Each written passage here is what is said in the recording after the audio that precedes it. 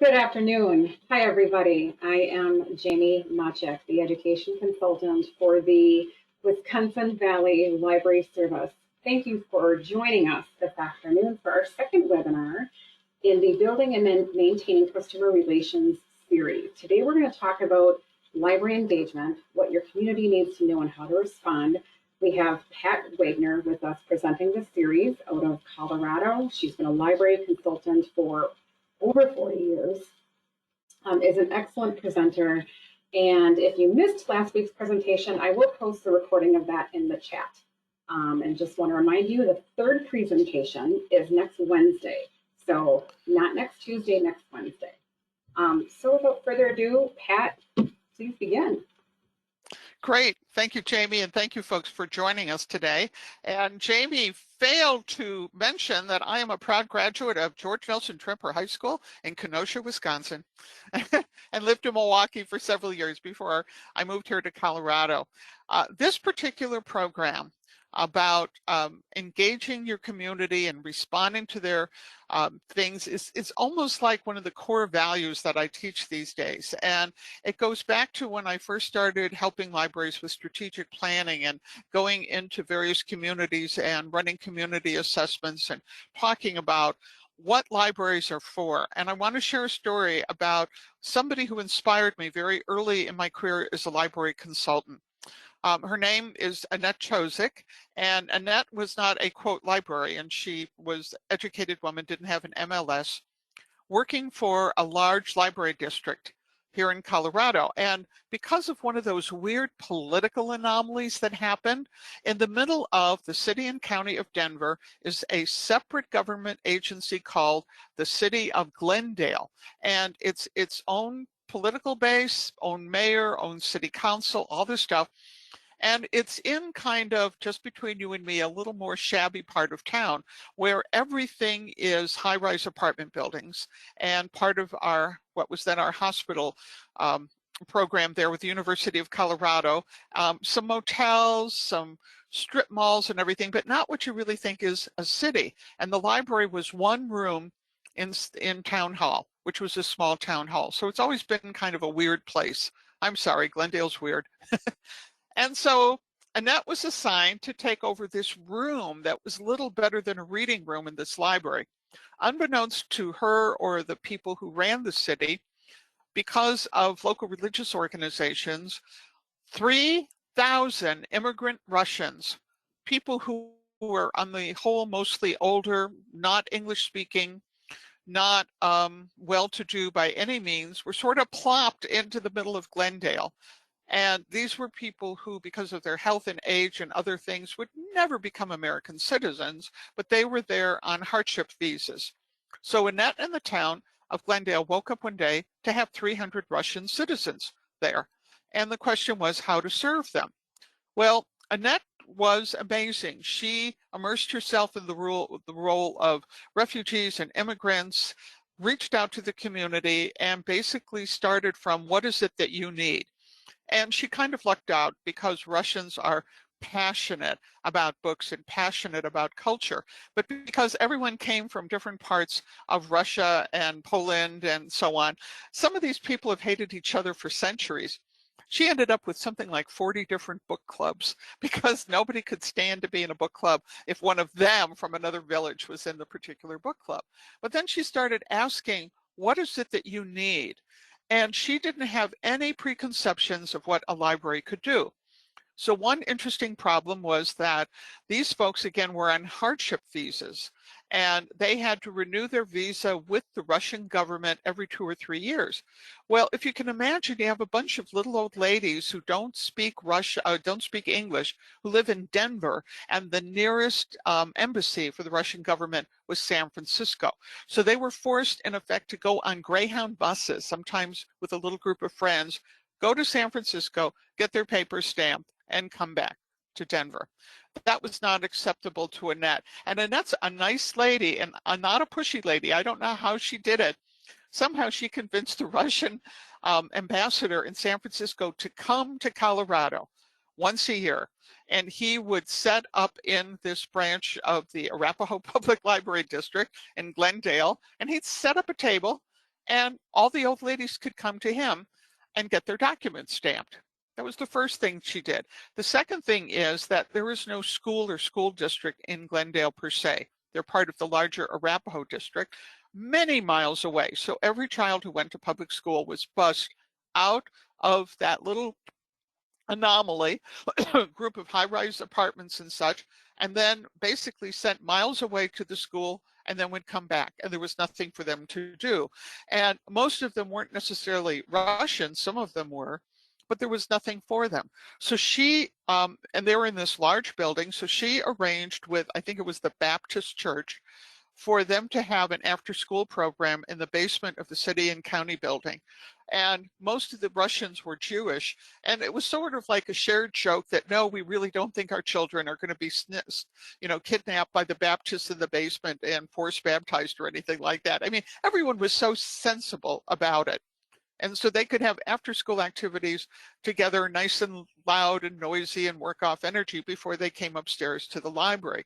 She went to every possible place she could find for grants, social service grants of different kinds, health, wellness, food grants, whatever.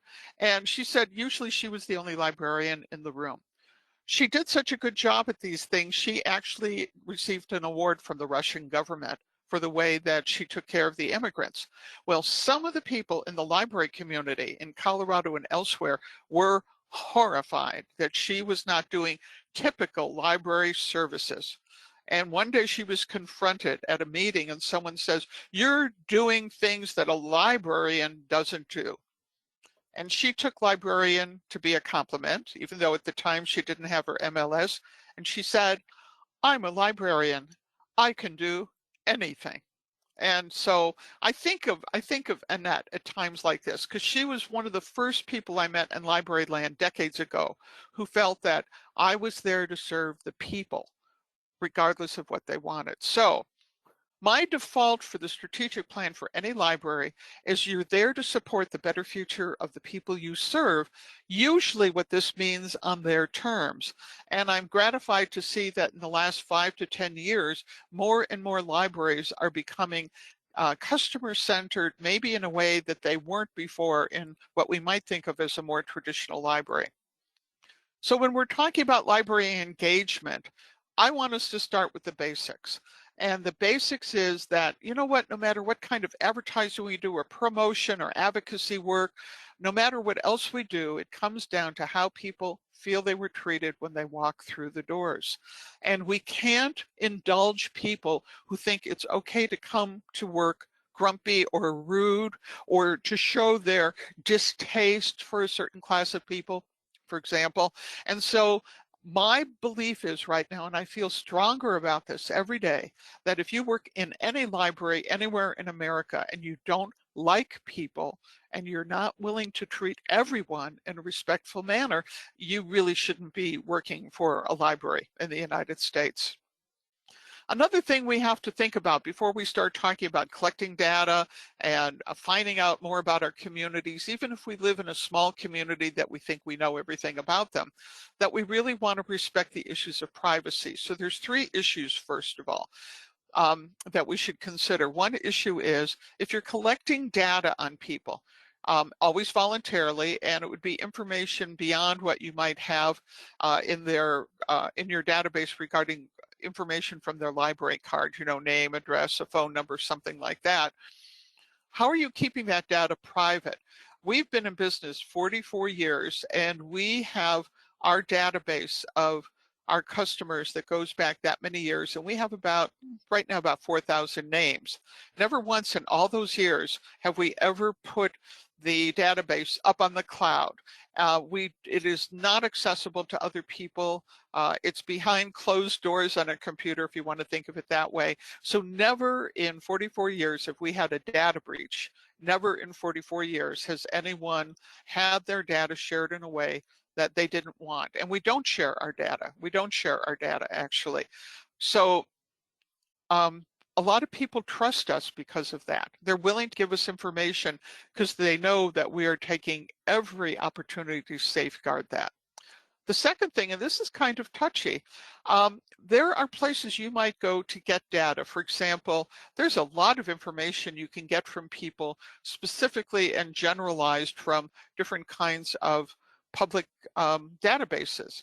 You can go to the voter registration database in most states and be able to pull up a lot of information about an individual. Are they registered with a particular political party? You know, even sometimes things like income and stuff like that. I mean, it's amazing what you can get. And then you have to think about, I want to use this data in a positive way to determine more about the community I serve. But if I'm taking data from those existing sources, first of all, do I know that people gave those people explicit permission to gather that information and make it public? And was it with full permission of people? You know, it's the difference between opting in and opting out. Did people have to opt in to have their information gathered? Meaning that they had to make a choice and say, yes, it's okay for this particular organization to take my data and use it? Or did they have to opt out, meaning it was already decided that they were sharing their information and they could opt out and say, no, thank you. Those are the kinds of things I would like to know before I use somebody else's data. Even if it was a state or federal or local government agency, even if it was an extremely benign nonprofit organization, you know, and sometimes you have to chastise other people and say, this is great, you have all this information. How did you gather it? And could you show me where people gave you permission for this? And then a lot of what we do is interviewing, right? We talk to people in focus groups. We have conversations with people about all sorts of things. Sometimes people tell you stuff. They might tell you about an illness in the family. They might tell you that a spouse or someone in their family has lost their job, might find out something going on that's confidential to the family. Now, in general terms, we might say, you know, we have seen, according to local statistics from the county courthouse, we have noticed that there's been an uptick in bankruptcies. And there's been an uptick in who has filed for bankruptcy. So I think it's okay to say, boy, 15% more people are filing for bankruptcy this year than last year in our county. How does that, what does that tell us about the economics of the county? But on the other hand, we're not going to provide information that basically lets neighbors guess, oh my goodness, that Pat Wagner, she and her husband went bankrupt 14 times. Wow. That was interesting. So people have to respect that, and you have to teach that to your staff, make that part of the ethics of library privacy and confidentiality, and make sure that whoever is doing any kind of formal interviews on behalf of your library understands that as well. So several things we hope will happen. First and foremost is the fact that you want to partner with the people in your library. You don't want to be making decisions over people's lives about how you're going to spend tax money and what you're going to do for them while you're sitting basically at someone's kitchen table, drinking adult beverages, making decisions with the people for whom you're making the decisions never consulted about what they might like, what they want. I remember a librarian in Kansas told me that they had gotten a grant to do outreach services to the Hispanic community. And one of the things they decided to do was to have evening programs that were programs for kind of like an adult child story hour, where they would read in Spanish and English young adult and adult stories appropriate for families, and they'd have a meal and so on. And it was to provide free entertainment for people, and it was also to provide a way for people to practice their language skills. And it was aimed at the second and third generation migrant worker community in that part of Kansas.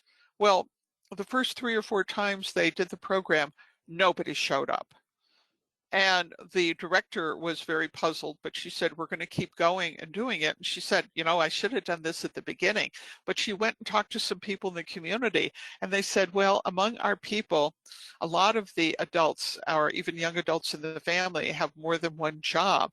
The person with the job gets to use the car.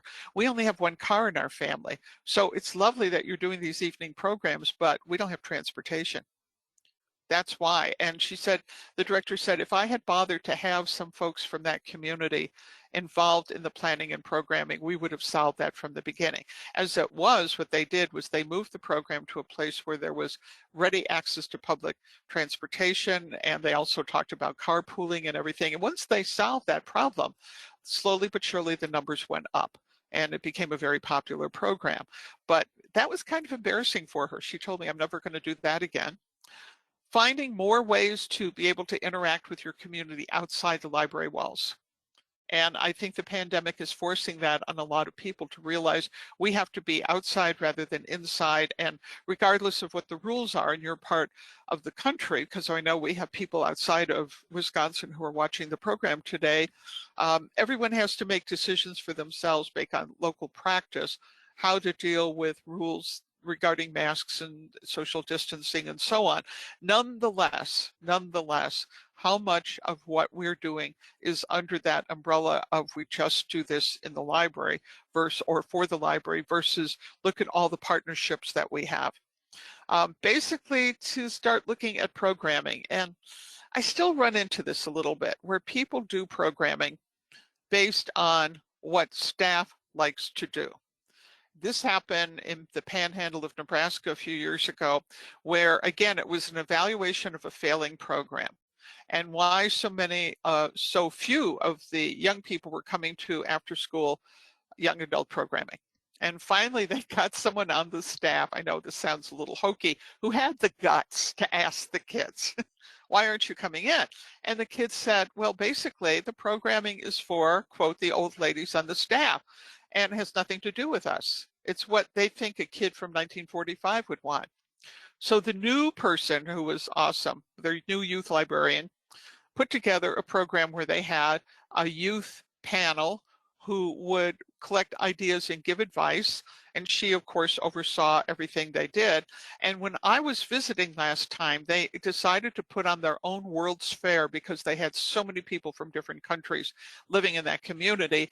And everybody, they had this great thing with booths and food and crafts and things like that. They also charged a little bit of money, $1 or $2. The kids were insistent you have to charge even $1 or $2 to make it worthwhile. And people were invited to bring a friend. Well, the first time they did the old programming, they had 3 to 5 kids show up. The next time when they were doing the new style program, they had 15, 20, 30, 40. By the time they were putting together this little World's Fair, they had 50 or 60 or 70 kids showing up. You know, this stuff isn't really brain surgery when you start really thinking that our job is to be immersed in the lives of the people we serve. And yes, that's going to change what our library looks like, but it's not either or. It doesn't mean that we throw out all the traditional services, but people are in need, and they're in need more and more every day, and libraries have to decide where they are. And then the hard decisions of what we're going to stop doing completely. This is going to be heartbreaking for some people who have done a darn good job for years offering programming and services, and even how the collection is developed. And that's going to change, and you can't do everything for everyone. So I tell people that that's the hardest part of becoming more customer-centered, is what you won't have the time, energy, attention, and resources for anymore. So what are we going to talk? We're going to talk about what this idea of library engagement is. We're going to talk about what community organizers know. I went to one of those hippie colleges in Vermont in the late 60s and early 70s and was taught community organizing and what it means, and got involved with that as far as helping people make decisions over their lives about what they wanted and what they cared about. I know it's gotten a big rap, bad rap, but you know, the principles are something a lot of people use in a positive way. Some of them talk about some of the mistakes that we're taught not to make when we're trying to do outreach and engage in the communities we serve. Then we're going to talk about the heart of what we'll be discussing today, which is research, and the idea that we're preparing for market research to really know our customers 24 hours a day, 7 days a week, 365 days a year. It's not once a year. Kinds of questions that we can ask people directly or indirectly, and identifying groups of people, cohorts,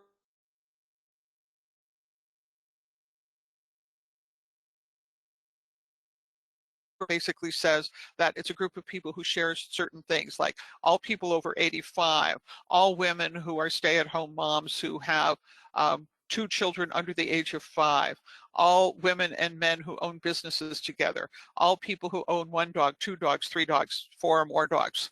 They don't know because they haven't counted today. So these are cohorts, and cohorts translate into target audiences to get very specific about what can we do for this particular group of people. And then the question is, what can your library do? And we're going to sort of go through some ideas. We're going to leave time at the end for questions. And so if you have questions or comments, Jamie and I will be checking in and seeing if there's any questions and comments. Usually I wait till the end because most of the time there are questions that will be answered, but Jamie, if she sees something she thinks is pressing, she knows that she can interrupt me and we can go from there. Okay, first of all, introduction to library engagement. Okay. It starts with this idea, and we talked about this in last week's program, about marketing as awareness, change, and response. We become aware of our customers, we change what we're doing, and then we respond to them in publicity, advocacy, and such. And we do it over and over again, and we have to remember it's not one survey once a year, please, please. It happens more than that. The second group of things is that every encounter you have with the people in your community during this process, if you're doing a formal initiative, for example, sending out surveys, whatever it is, it's not just about collecting statistics and numbers. Every single encounter that you have with people is building a relationship with that stakeholder. So we have to be aware, how do we treat people during this process? Do we listen to them? Really interested in what they have to say? Do we feel defensive? My rule of thumb is when you're doing market research, you don't do advocacy. You listen to what they're doing and you say thank you. You don't correct them. If they don't like the library, you listen. So you don't turn everything into a sales pitch. I know that some people disagree with me on that, but it's hard for me to believe that someone is really sincere about hearing my point of view when then I get some sort of sales pitch at the end. I don't want the sales pitch. Thank you very much. Maybe there's a different and better place for the sales pitch, or for it to be done in a very modest way. Like, thank you so much for your time, and here's a brochure for the library, and thank you for your input because we're going to do this, this, and this with us, all right? So remember, there's a human being in front of you. It's not just about numbers on a piece of paper. Also, and a lot of times when I'm doing this program at a public meeting, people say, what is that one best way? What is the one way that I can get information? Because this takes so much time and energy, and I just want to ask people once and get over it and not have to ask them for a year. I don't know the one way. What I really believe is that there's lots of different ways that suit different people, and that you're doing things all the time and trying new things. And from all this different kind of information, you're putting something together. Now, think about when you go to a good doctor. A good doctor doesn't just take your blood pressure. They just don't sample blood. They don't have you just, excuse my French, pee in a cup. They do lots of different things and lots of different tests. Even if you're just going in for your annual physical, they'll listen to your heart, they'll listen to your lungs, they'll look at the reflexes, they'll examine your skin, they'll look in your eyes, a lot of different things, because so many disorders have not 1 or 2 or 3 symptoms, but 5 or 6 or 7 symptoms. And wouldn't you be suspicious of a doctor who never took your blood pressure, only drew blood, and never listened to your heart or lungs? The same thing is true in market research. Think of it as you're looking at the health of the organization, and you have to do it lots of different ways. Now, this has to do with how we conduct ourselves in public when we're trying to do that 24/7 market research. And it's as simple as that. When you walk into a room and say there's an event in your community, maybe it's a fundraising supper, pancake breakfast. Maybe it's a meeting of one of the social clubs like the Optimists or the Elks. Maybe it's at a county fair. Maybe it's at a convention. Whatever it is, you're walking in with a group of strangers and you're looking around and you see people you know and people you don't know. And if you're representing the library, it's easy to just hang out in a corner with the people you know. Why not use that as an opportunity to connect with other people and you're in a safe environment. Go up to a stranger and say hi. Nice that you're here. My name's Pat Wagner. I work for the local library. What brings you here? What are you about? That's something I always do at conferences and conventions. I get to meet lots of fascinating people that way. And I take it upon myself to make them comfortable. If you feel a little shy around people, pretend that you're the person hosting the event. You want other people to feel more comfortable. That goes back to Wisconsin. Nice. It's true of other states, I know, but Wisconsin has a special kind of niceness. So when you're doing your library engagement programs, formally or informally, maybe start with the people you don't know. Start with the people out of sight. Start with the people who are different from you. They're still, even in small towns, the wrong side of the tracks. Start with the people on the wrong side of the tracks, in effect.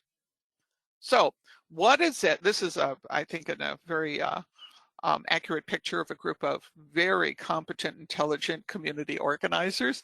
So what is it that community organizers know? What was I taught all those years back in Vermont? Okay, first of all, taking action without doing research first. And research might even just making some phone calls. Like if the lady in Kansas had just made a couple phone calls, she would have found, oh, it's a bad idea for us to run this at night because people don't have transportation, and the particular site that we have, there's no transportation at night. We have to rethink this. So don't be complacent, particularly if you're in a small town. Don't be thinking that you know everybody in town and everything about them.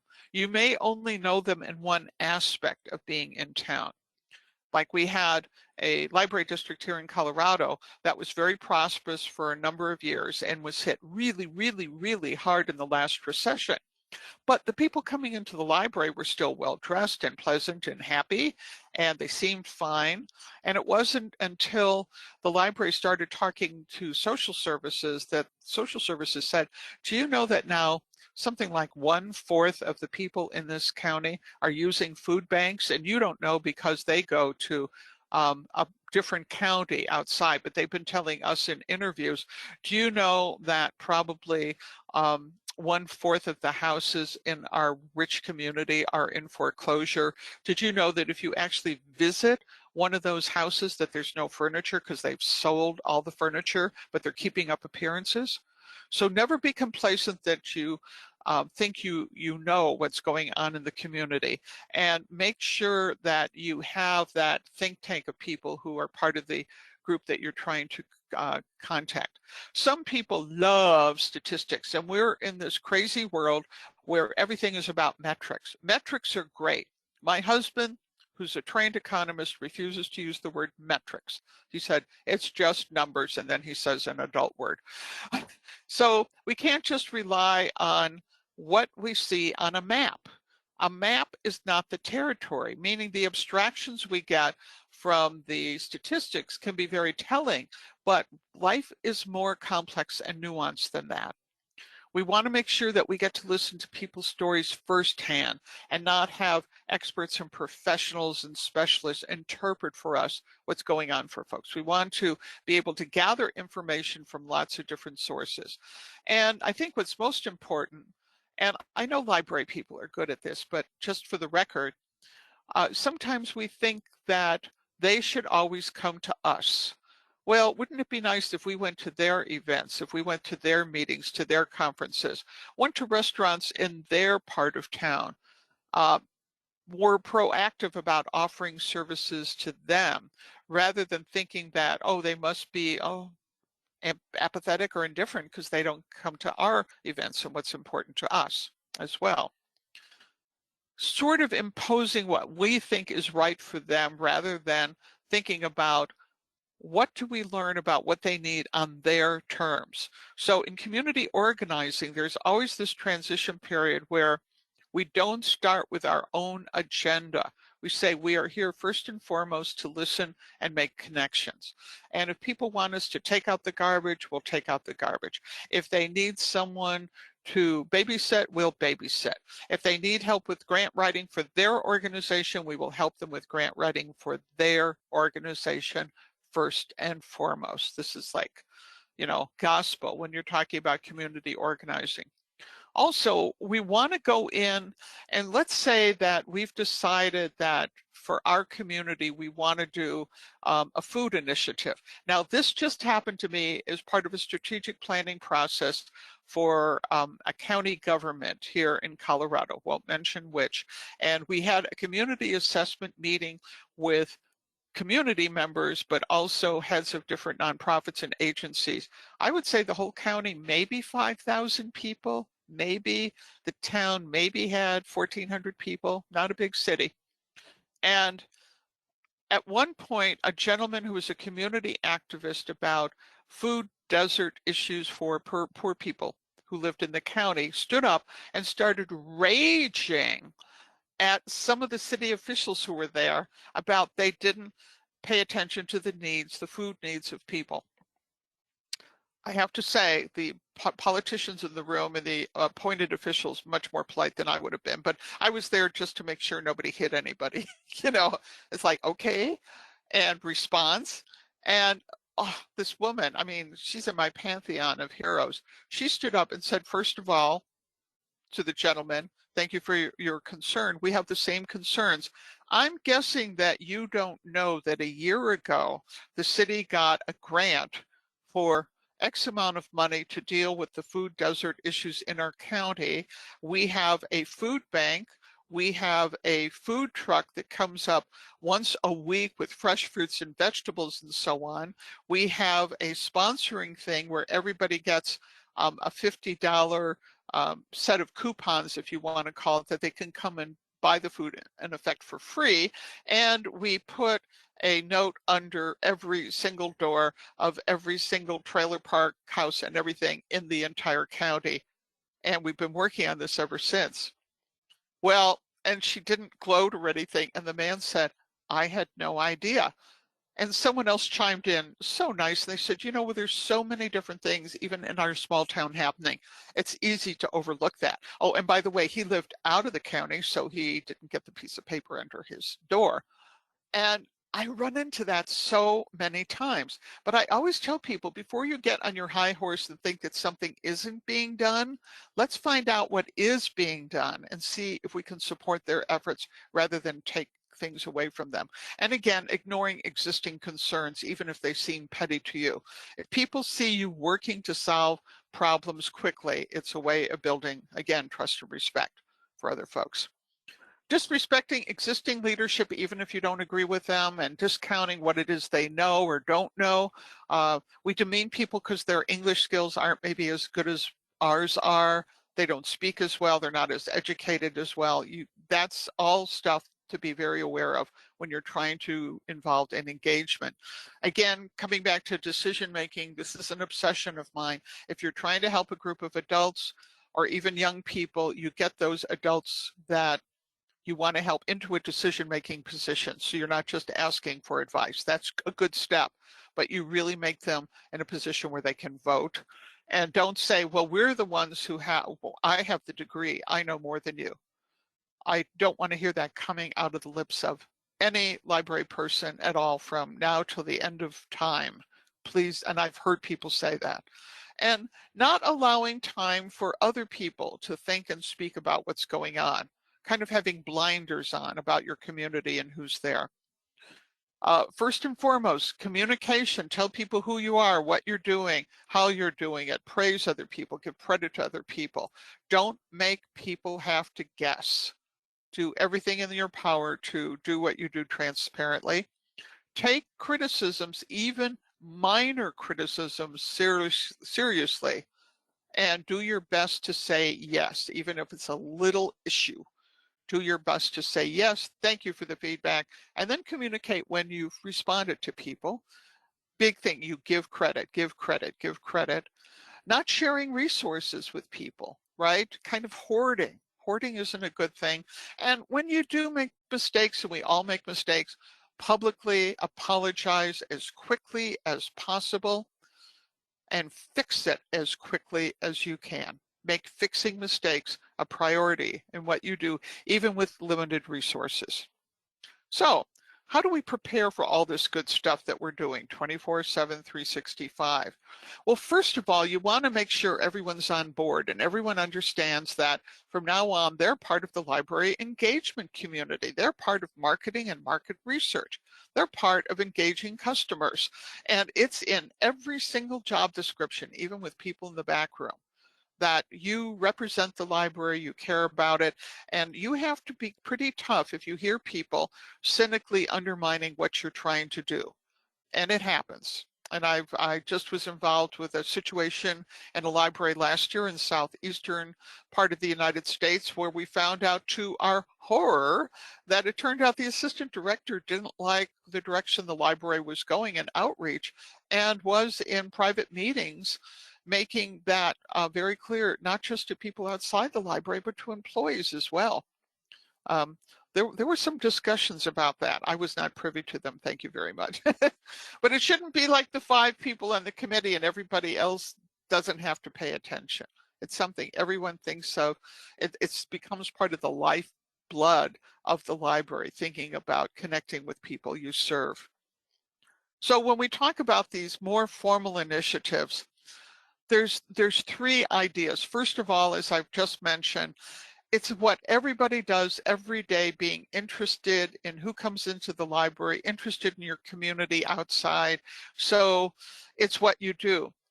Years ago, when Nancy Bolt was the state librarian of Colorado, they would have their staff meeting at the state library, and she would assign people every week to attend at least one meeting during working hours. Her goal was, that worked very well, that when anything significant was happening in schools and economics and meetings, public forums, whatever, there was someone from the library there, even if they only got on the podium and spoke for 5 minutes. She said, people know the state library and our library community because we show up. So it's not necessarily just what happens in the library, but outside as well. And then what are the things we can be doing as part of what's ongoing? For example, if we have a program of some kind that we're doing, we shouldn't just have people come in and people leave. We should have maybe a few minutes where people are mixing and talking together, maybe have someone from the library going around and asking questions. Oh, how did you come to be here?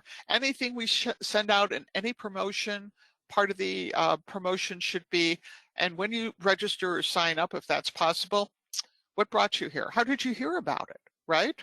To have people who are there representing the library, communicating with people during the program and before as well.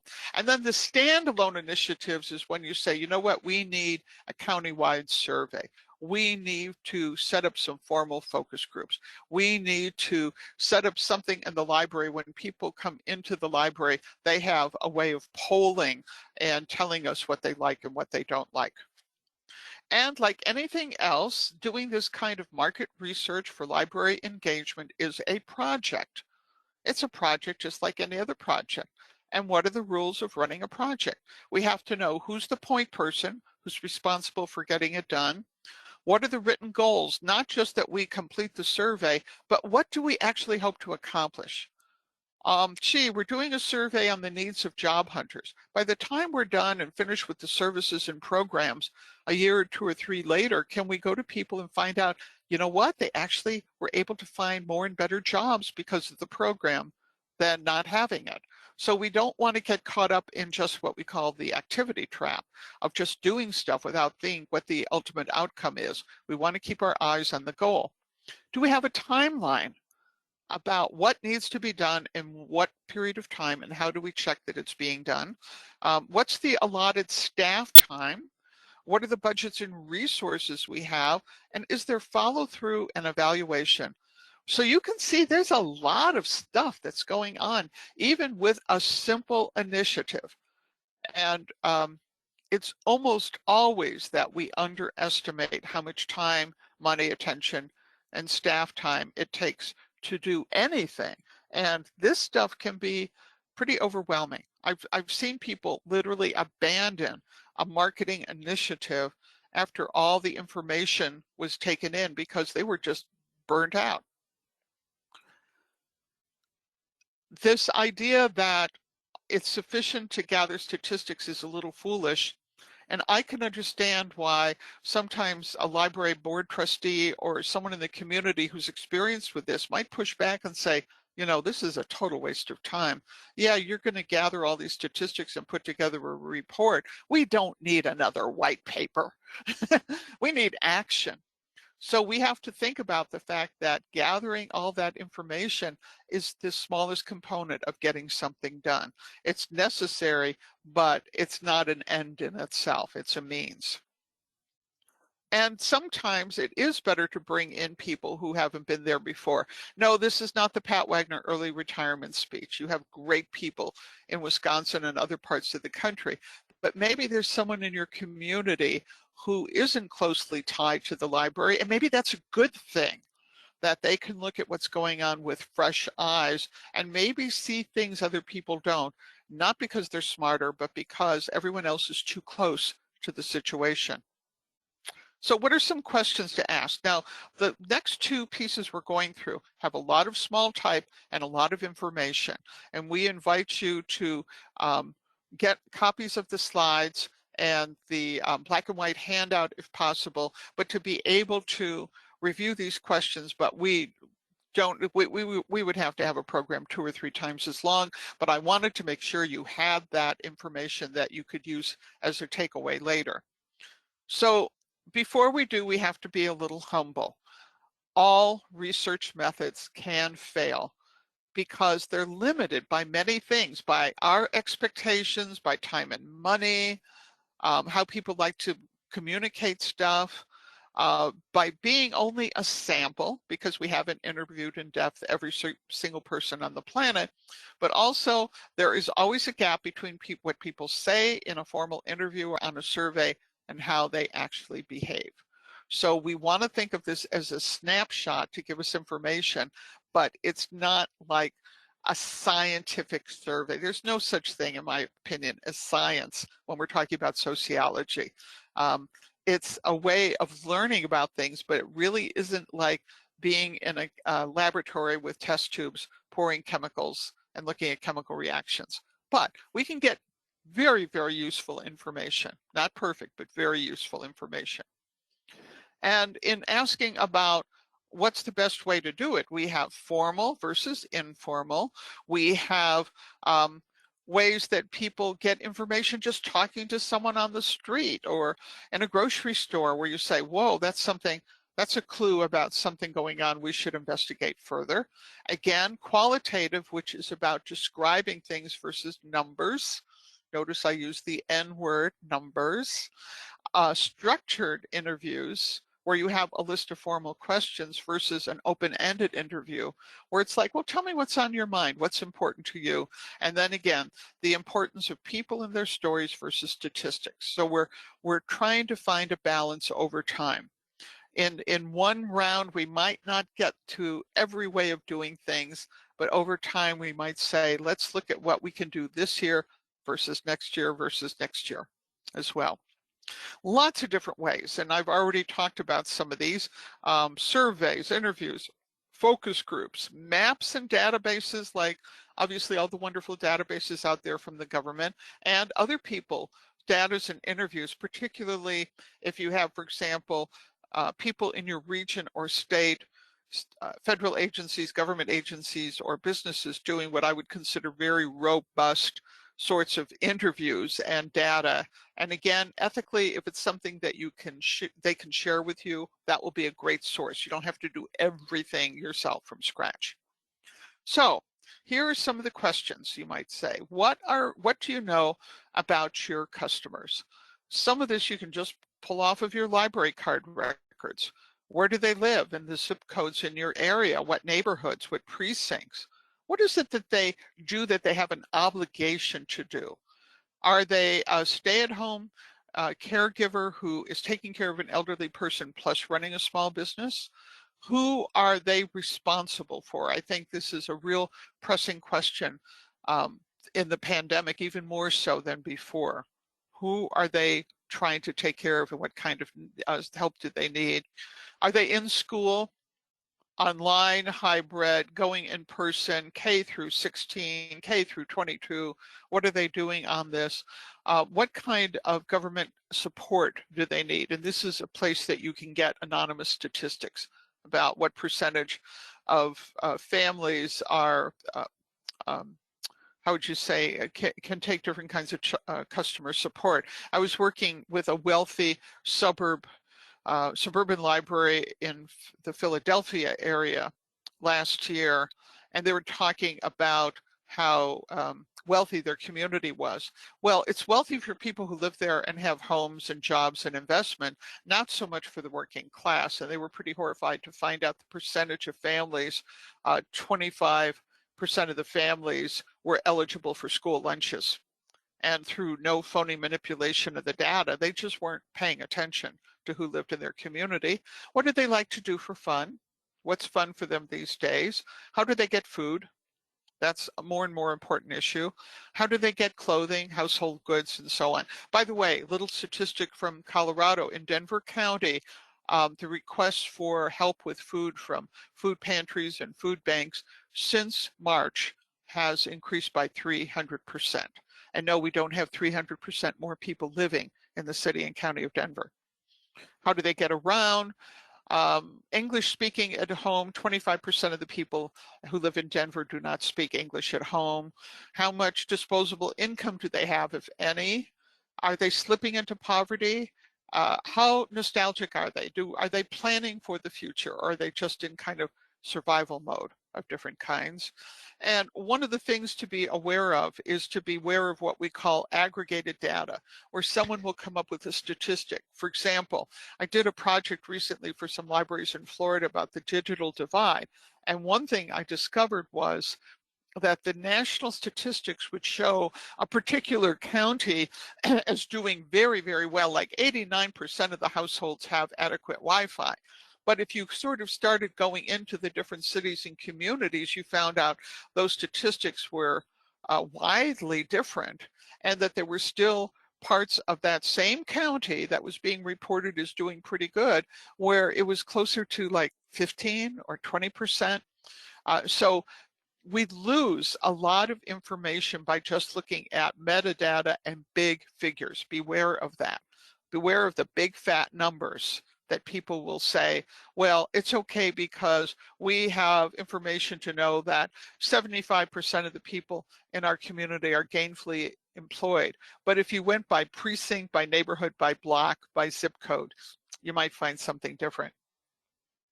So now we can talk a little bit about the cohorts. And these are like story snapshots. Someone once told me it's like we're doing the backstory for actors in a TV show, or we're trying to tell you just a little bit about people. Or they said it's a little bit about like playing the people watching game where you pretend you know something about them. So think of these as stories, and all of these are real examples from community assessment programs that I've been involved with in small and medium-sized libraries in recent years. Maybe there's a group of people who they're frail elderly, not able to get along without assistance, but what you find is that because of the demographics of their particular family, that they all grew up together, and guess what? You have frail elderly sick people taking care of other frail elderly sick people, or they're a caretaker for someone with a cognitive challenge, like the person is autistic. They have a son who's autistic, but now the son is 60 and mom's 80.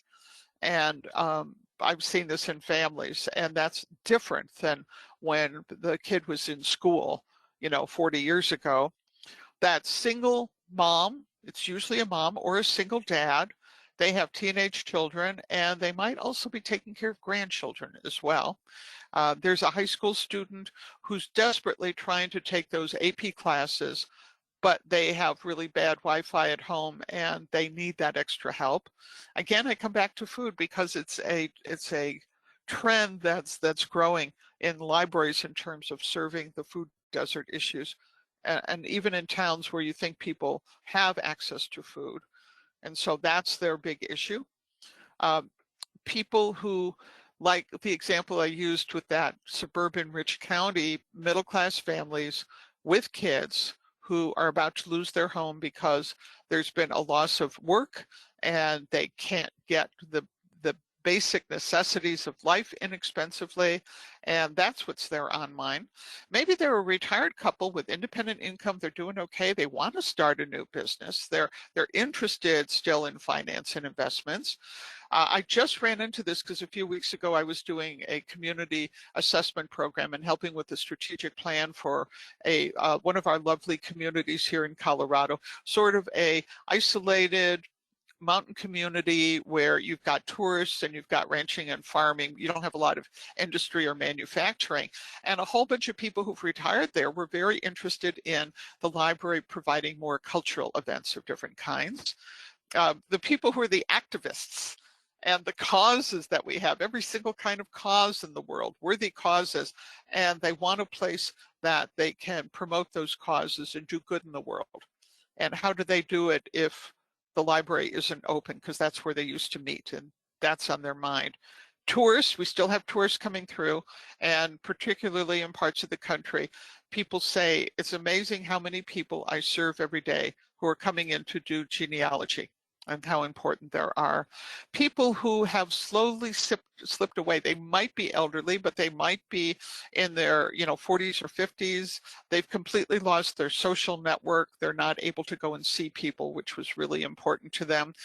Maybe it's an immigrant. We still have relatively new Americans in areas, and typically it's probably the husband, if it's a family, who works outside the home, and the mother is isolated. I know one suburban library that this became one of their major issues because they found they had this whole influx over several years of well-educated people from other countries coming in for well-paying high-tech jobs. But what people weren't paying attention to was the families.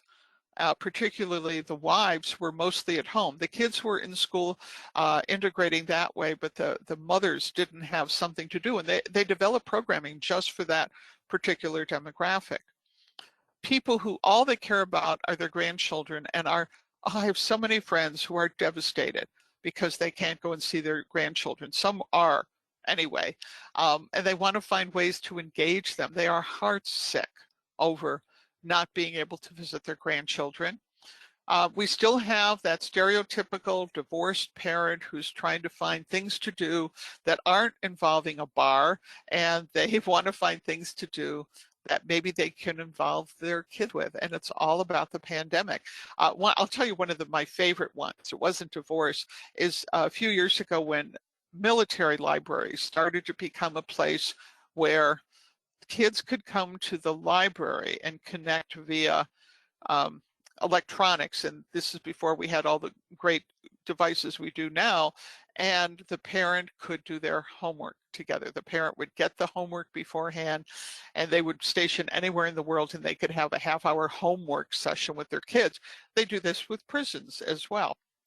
To do this, college graduate who is working online for their degree and feels very, very isolated.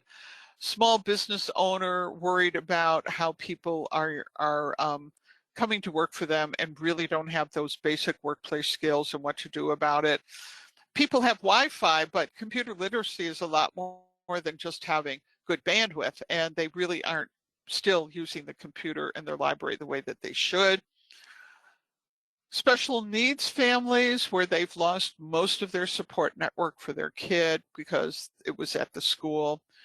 People desperately job hunting, people who have some sort of job during the day, but the government services they need close at 4 or 5 o'clock. How do they get what it is they need?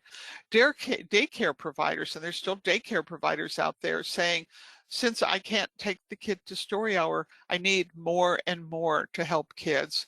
And the husband's retired, the wife is still working because it's easier for her to get a job, and they don't have enough money. What can the library do for them? So, what can your library do on this?